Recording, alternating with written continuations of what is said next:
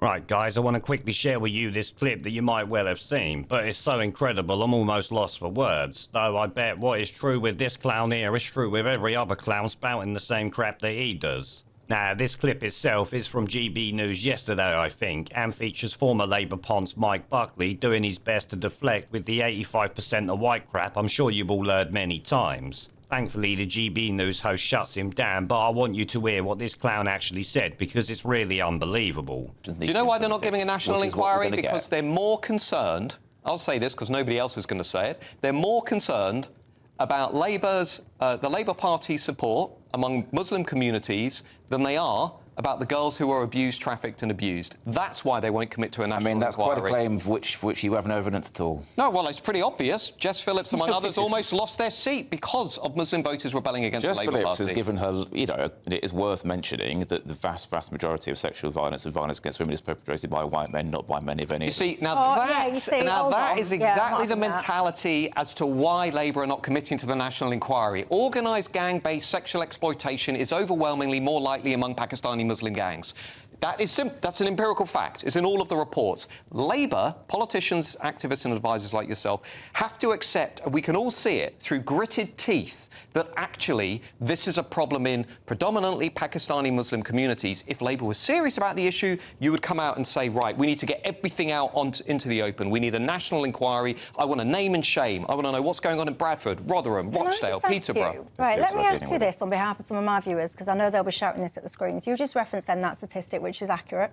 85% of paedophiles, child abusers, disgusting people are white. No one disputes that. But that's not what we're talking about. And what I wonder is, have you read things like the transcripts, the sentencing transcripts of these gangs? I haven't. That statistic is relevant because otherwise it's possible that people will go away with the wrong impression. No, hold on. This is why I need to understand whether or not you've read the transcripts. Why haven't you availed yourself of that information? Because this is very publicly available. It's been circulated more than wildfire at the moment. It's not my job to deal with that issue. Well, can I make a suggestion, a respectful suggestion to you? And I'm going to make this to anyone else that wants to, pipe up about this 85% statistic, which is accurate. I'm not disputing that statistic. There is a complete difference. It is a completely different set of crime when grown men are basically scouring the streets to look for girls, predominantly based on their skin colour, based on a lack of respect for that skin colour, and torturing them. If you have read these transcripts, and I implore all of you, if you haven't looked at them, you must.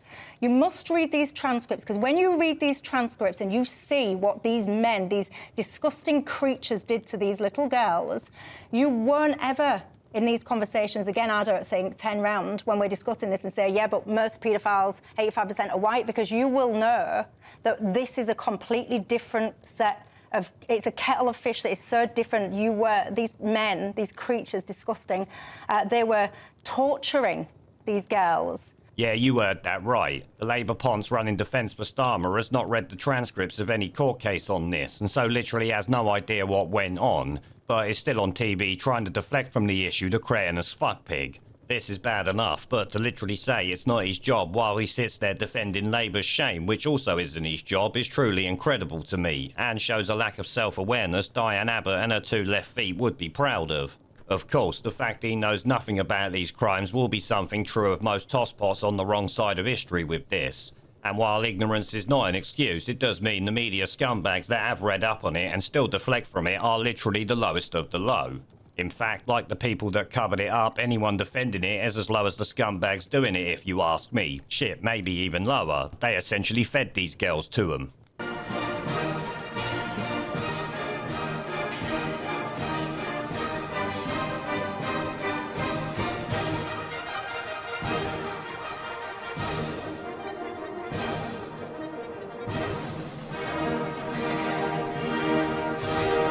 Pandemic